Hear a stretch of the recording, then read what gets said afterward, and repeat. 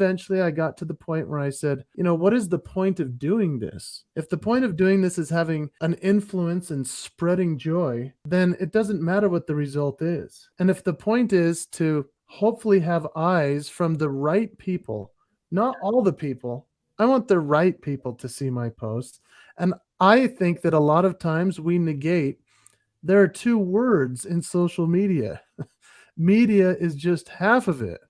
Social is the other part. And when I became more social on social media, that means liking, commenting, sharing other people's posts. That's when things really have ramped up for me. And then you get, obviously, in other people's algorithms, there's other science to it. But I have found so much more love from people when I engage with their posts. And then, they want to help me too.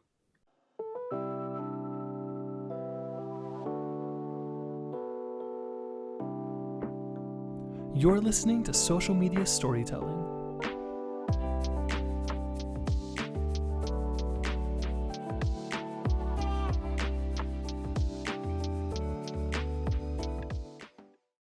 We have Jason Hewlett here on today's episode. I brought Jason on because he's been a speaker for 20 plus years, right, Jason? That's correct, Devin. Yes. And you can tell by my gray beard and gray hair that I've been speaking for over 20 years. So, you know what's crazy, though? You still look super young, even though you have the gray. I don't know what you're doing, but we need your technique and secrets. It's just this. It's the face thing. That's what it's got to be. But I brought him on just because he's been a speaker for so long, and we're talking about social media today. So his social media journey, and also why he became a speaker, and kind of just walking through that. So Jason, just to start us off, could you give us a background who you are, and then could you walk us through your journey of becoming a speaker and where you're at today? Yeah, thanks for having me on, and I love what you're doing, and thanks for inspiring speakers all around the world. That's what this is about. I love it. So I started my journey essentially in third grade, man. I found out I could make people laugh, and that was a big deal. Eventually, I made my way as a missionary to Brazil when I was 19 until I was 21, and I realized funny doesn't just have to be what you say. It can also be what you do. And I was able to make people laugh in a different language, in a different part of the world, and it opened doors for my opportunities as a missionary to help people to learn about what I was teaching. And so that was really how this began for me, was to say, third grade, I found out I was funny and people loved to laugh. And then by the adult years, I realized I can do this anywhere in the world and make people laugh and make them think. And so mixed in there in the middle of that, high school, I found out I could sing music. That became a huge part for me as well. And so I only share all of that because once I started into life as an adult and I didn't end up going to college, I just went right to Las Vegas. I started my career as a musical impersonator. And so I was an Elton John impersonator for a show called The Legends in Concert in Las Vegas. And that was a really interesting way to get started in showbiz, was essentially hitting the top right away, because the top impersonators in the world, Elvis and Madonna, Cher, you name it, the people that look and sound like those people, that's where they would end up at the pinnacle of their career. And so that's where I began my career as an Elton John impersonator. And eventually I realized, you know what, this is fun, but I can do lots of voices. I could do Alvin and the Chipmunks, and I could do the Bee Gees, and I could do Journey and Louis Armstrong and Michael Jackson and all these other characters. I didn't want to just be pigeonholed as one. So I put together a one-man show of musical comedy impressions that families could enjoy together, a G-rated family-friendly experience. And after a decade of wearing my voice to shreds, literally, and doing Metallica and Led Zeppelin and Bruce Springsteen and ripping my vocal cords up and hurting my body physically, I decided I need to make a change. And so I went into keynote speaking. And that was really my original intention as a kid. I saw a speaker when I was in school and saw someone do an assembly at my school who was a motivational speaker. He made us laugh. He made us cry. He did some singing. His name is Dan Clark. Dan Clark is a legend in the speaking industry, and he actually is my friend and has been a mentor to me. And so I'm grateful for him inspiring me when I was in school. And so I said to myself, someday I want to do that. And eventually, Devin, I got to the point where I could. And I put together a speech that has evolved over time. It's now called The Promise. And I have written a book called The Promise to the One. And I have made my living now on stage for over 20 years, including a recession, including a pandemic, going virtual, and still hanging around. So that is it in a nutshell. Did that work for you? Yeah, that's perfect. I think it's funny because when I think about you, you have not an unfair advantage, but you have an advantage over everybody else. First, you're a comedian. Second, you can sing. Third, you can do those facial expressions. By the way, if you're a speaker, if you have those, like definitely use them, but you don't need them. I've seen a bunch of different speaking styles. And right before we were talking, right before the podcast started, you asked your clients that are speakers, are they like from NSA or they're speakers? What is the difference between someone that's in NSA and someone that's wanting to become a speaker? Like, what does NSA do to like make you become a professional speaker, I guess is how I'd say it.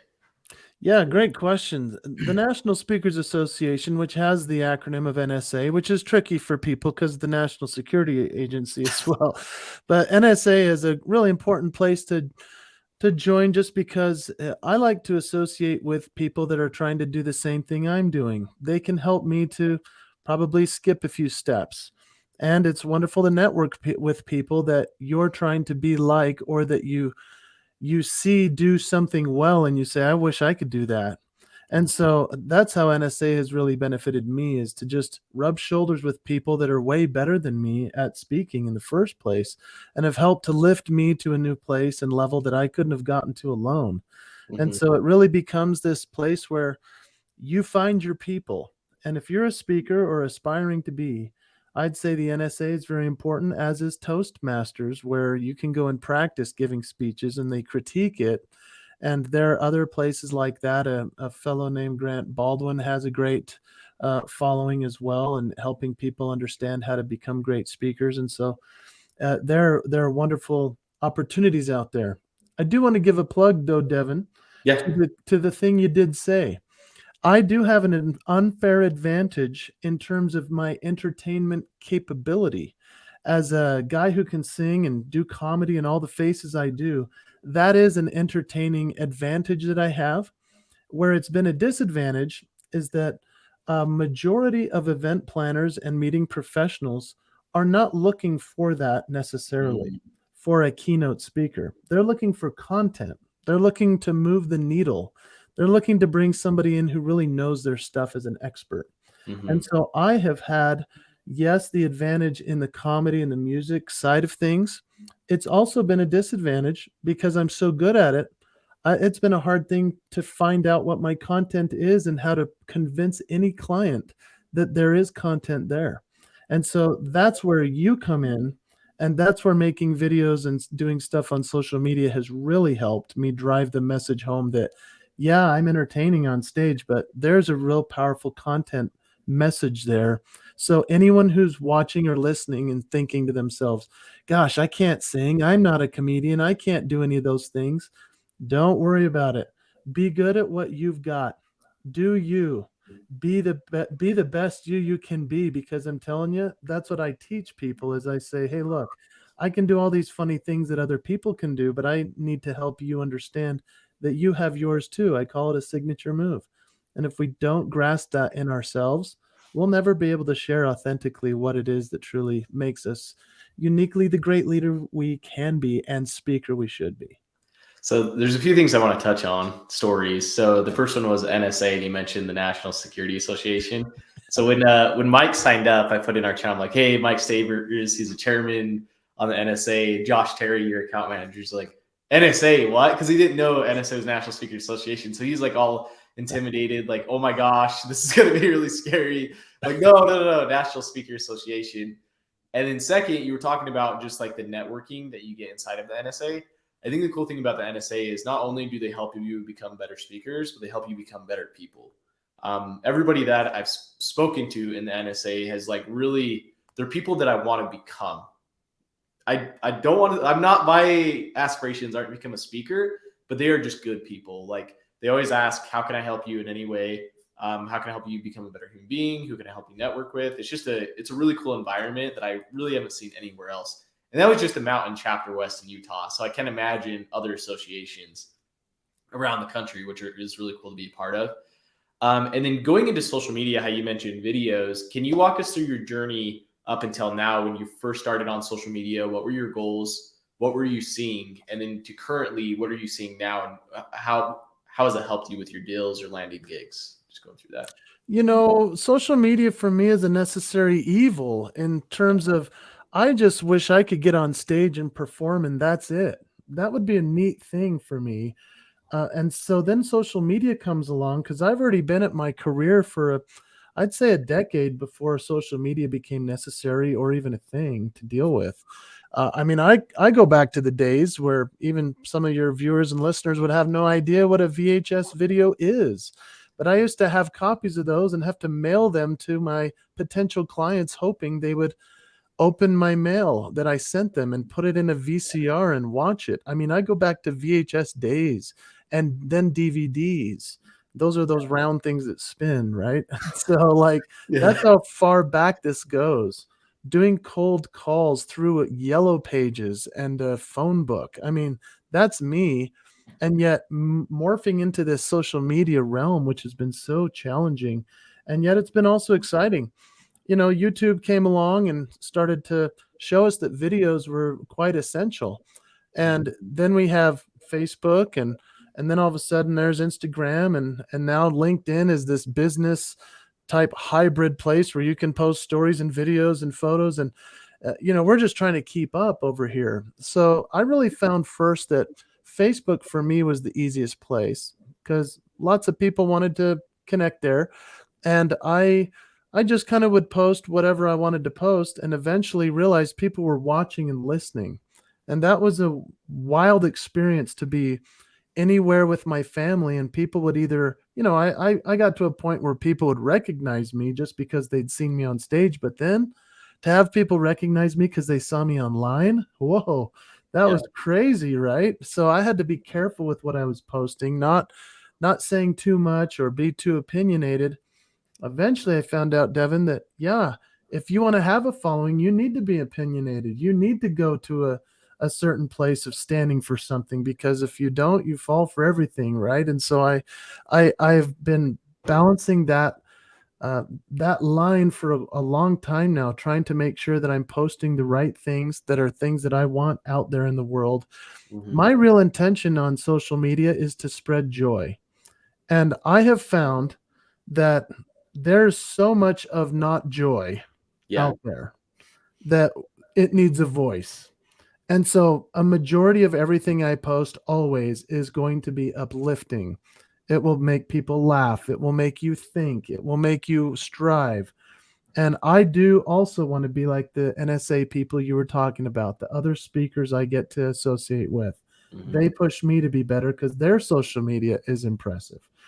And at the same time, we need to share stuff that's vulnerable and authentic so that doesn't just look like life is perfect. So sharing the warts, sharing the failures, sharing that which isn't working out. That was a huge thing for me during the pandemic and the quarantining of COVID-19 to share this is hard. This is what we're doing. These are the solutions we have control over. And so social media, my journey, I mean, hey, I had a decent amount of friends at first with Facebook. And then I did a big event for a direct sales company, which in the state of Utah, pretty much everyone is a direct sales company person. Like they have some kind of tie to selling oils or, you know, shampoo or health supplement. And this company was called Unique. And Unique does the online tutorials where women will come on and paint their face in the morning and do like a full hour online showing how you contour and do this stuff. And I did their event a couple of years in a row where I was the keynote speaker, also their master ceremonies. And I'm telling you, I accepted all their friend requests. Nice. And so that became a thing where when I posted something about my wife one time in 2015, if we can go all the way back there, Yeah. That went viral for my first viral moment, and that was seen by over 100 million people. And Wow. it was a top headline story around the world. And I just made this funny line where I said, "I'm embarrassed to admit this, but I think I cheated on my wife today with my wife. Let me explain." And the whole world went bonkers over this post. So my first post that ever went anywhere was just a written, no video, Yeah. and I became a very good writer of content, and that actually kept me away from video for quite a while because I'm better on stage than video. I'm better at writing than video. Until you find the right editor, until you are able to figure out how to tell the story with the great videos you probably already have. And so that's where a company like you know, what you've got going on with Story comes into play in a huge way in my world. Because for years we've been trying to figure out as we've gone into Twitter, YouTube, TikTok, LinkedIn, Instagram, all these places, and I still feel like an old guy trying to figure it out.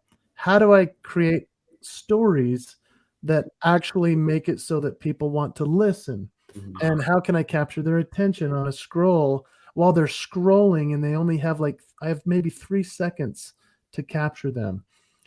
This has been our intention to try to make it so that people will watch and will hopefully book. And yes, it does lead to events, but I have not found that it's immediate. I have found that having a huge reach in terms of posting as much as possible allows us more opportunity to be seen and found. So, a couple of really interesting things I want to talk about. The first thing was your opinions. And being as a member of the Church of Jesus Christ of Latter day Saints, you had a video that talked about your religion and the temple. And that was one of your most engaged videos. I think it might still be of like the month or the quarter, which is really cool. I didn't see any comments. I know you had a story about it. I didn't see any rude comments. I saw a lot of support, which is really cool. And I think like we got to be our individual selves. If we try to be like everybody else, nobody's going to watch our stuff because we're like everybody else. So what makes us different? And then second, you talked about you don't see immediate results. So this is the interesting about social media. Social media is a branding game. So you could do lead generation, paid ads, you could buy your audience. But what Jason has done since he started social media, he owns his audience. He's not paying for lead generation. So he actually owns the people that are following him, the people that like his page, the people that are friends with him, because he started to develop this personal brand for Jason Hewlett. Now he has this whole audience that he could call if he wanted to see if they need any gigs. It just makes it easier for the introduction. So I thought it was interesting that you said, yeah, it's not immediate, but that's how social media works. So people get in, they hope by month 2, they'll get all of these leads, whatever industry you're in. That's just not how it works. You got to develop your personal brand over a year or a few years to really get people invested in you. So I thought that was cool.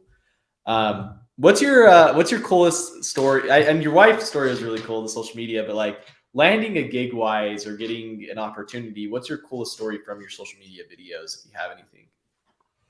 Oh man, that's a cool question. I mean, gosh, I've had things where people come out of the woodwork and I never would have thought that they wanted anything from me otherwise, right? And Yeah. so I've written a weekly blog and haven't missed for a decade. Mhm. And I maybe get 2 comments on average on that every blog post for a decade. And a lot of times you're just like, why am I still writing? I don't know if anyone's reading except for my mom. And the reason I have 2 comments is because I respond to her comment. Oh my You know? gosh. Yeah. So, like, I mean, when it comes to actual videos or posts, yeah, there have been people that have reached out and said, "Hey, I just saw your post about the event that you did, last week or last month, and it really is exactly what we need to have here at our workplace." Mhm. Or, "Hey, I saw that book review that you did about your friend, and then I noticed you did all these other book reviews too. We would like to have you come in as somebody who is an encourager of other people and can help us to become better encouragers of each other." I mean, just the fact, Devin, that I do posts about other people, which I often do, and I make them the star of the post. That's not just some kind of tactic. I mean, like I'm doing that because I believe in them. I like them. I want them to succeed. And it does come back, many-fold to me. And so I found that that's been amazing. And then, yeah, there have been some videos that have been pretty wildly successful. And I did what's called a dry bar comedy special. And dry bar comedy is really the family friendly answer to Netflix comedy specials that you can't watch with your family.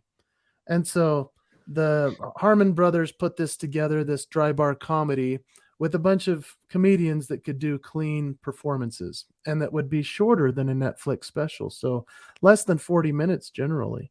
And they asked me to come on season one. Devin, I don't even consider myself a real comedian because Yeah. I'm an entertainer. I speak. I do all this other stuff. I'm not like a true stand up and tell jokes comedy guy. I'm doing like wacky parodies, and it's almost like Weird Al and Jim Carrey had a baby. And so that's what I'm doing in my presentation called Yeah. Father Time. And the videos that have been hitting the very best, I would say, outside of the one about being my faith, was the videos of just taking the footage from the Dry Bar Comedy Special, which we've received permission from them to do, and then we repost it, edited, quicker, emojis, captions, music, alter it a little bit so that it's like TikTok ready is what we call it. Yeah. And yeah, it's gotten a lot of people saying, "Hey, we should have him for our event." And it's actually reopened for me the entertainment side of things, which I had put off to the side for years while I focused building the keynote speaking again. And I enjoy doing the show when it's the right audience, the right opportunity, and that's actually helped quite a bit with posting those. Wow, that's really interesting. That's really cool too to see where that's come from. Were there any doubts before you started getting on social media? Like you talked about your blog and getting 2 comments. Was there ever a time where you're like, "Okay, this is just worthless. I'm going to stop doing social media"? Because I've heard so many stories where people just stop. If they would have kept going, they would have seen the results. But I don't know if you've ever faced that. Oh, sure, man. I mean, I had friends that were going viral posting really stupid stuff. And I was like, what is the deal? Why does everyone like their stuff? And you get into this weird space, which I don't live in general, Yeah. like in real life. I don't look out my window and go, I wish I had that. Like, I just don't live that way. And yet, social media allows us to voyeuristically look at other people's lives and go, man, why am I not succeeding as fast? Hmm. Or why can I not do it as well? Or why are people going after them when they should be after me? I mean, it's a weird space. Yeah. And so I would say I've never said I'm going to quit social media, but yes, I've said I need to back off. I used to post daily, and we Mhm. did that for years and hardly got anywhere, in terms of like more followers or more likes or more comments. And then eventually I got to the point where I said, what is the point of doing this? If the point of doing this is having an influence and spreading joy, then it doesn't matter what the result is. And if the point is to hopefully have eyes from the right people, not all the people, I want the right people to see my posts. And I think that a lot of times we negate, there are 2 words in social media. Media is just half of it. Yeah. Social is the other part. And when I became more social on social media, that means liking, commenting, sharing other people's posts. Hmm. That's when things really have ramped up for me. And then you get obviously in other people's algorithms, there's other science to it. But I have found so much more love from people when I engage with their posts. And then, they want to help me too. That's really cool. And I think there's one thing that you mentioned, it was going viral. And I think we all do it. We have the wrong mindset when we start social media, and it's how can I go viral? But there's this presentation that I do, and I pull up a picture of a person doing the cinnamon challenge. I say, okay, who here knows this person? Everybody raises their hand. And I say, okay, who's this person? No idea, but it's a cinnamon challenge. So they know the challenge, but they don't know the person that did it, right? So if you're going viral for the wrong reasons, then you're not really owning your audience. And I think like Jason, it's really cool because you have viral videos that like should be going viral, but you also have those videos that don't go viral. And that's good too, because you're reaching your target audience. would you rather have 1,000 people that know you or 1,000,000 people that just know you because you're doing the cinnamon challenge, right? So I think it's cool that you keep doing it and you're consistently doing it, because it's the mindset really of why am I doing this? What effects am I having for people? And just going through that. So we usually end at about 30 minutes. We're running a little bit out of time. Is there anything that you want to leave with our audience before we end, and then we'll throw your social media channels up? I would just say and encourage anyone who's discouraged to ask yourself why you're discouraged. Mm-hmm. And if it is because of comments, or it is because of likes, or it is because of lack of opportunities, then ask yourself why you're doing it anyway. And then ask yourself, what is my problem and how can I fix it? What do I have control over? We only have control over that which we create and put out there, and the intention for which we're willing to share it. Mm-hmm. And so I say to myself, anytime I get into that weird shame spiral or into that weird space of feeling I'm not keeping up with everybody else, I just say, hold on. Just because 2 people read my blog according to the comments doesn't mean that there weren't a lot of other people that possibly saw it too. And probably a lot more people saw my video than posted a comment, because I know when I watch YouTube, I don't know the last time I took the time to comment. And that actually then makes me sign in, and then I go and I like and I comment. Yeah, exactly. And so just living the principles of which we wish were happening to us better, whether that's commenting, posting, liking with, on other people's posts, or just being willing to live it, excuse me, and asking ourselves, why am I doing what I'm doing? Why do I care about the results? Because if you're a true artist, I think if you're a real speaker, you would do it for free. You have to get paid to travel. Yeah. If you are a true artist who's willing to go out and do it just because God put it in you, and you cannot not share it. And so if that's the intention, the audience will show up. And I believe that, and hope that if I can give anyone that courage that you might need, and I call it oftentimes the promise to fail. The more you post, the more you're going to fail. And failing frequently is necessary for success. The more I post, the closer I'm getting to that successful place where I say, oh, this is working for the people that need it. That's awesome. Okay, well, we're going to throw your channels up here. Thanks for being on today's episode. I thought it was really fun. If you're a speaker or contemplating if you should become a speaker, definitely listen to this episode. There's a lot of good information you can take from here. So thanks again, Jason, for hopping on. And that's the end of this episode. Thanks for having me. Well done on all you're doing, man. Thank you. Thanks for listening. For all things social media, visit us online at storyy.co. We'll see you next time.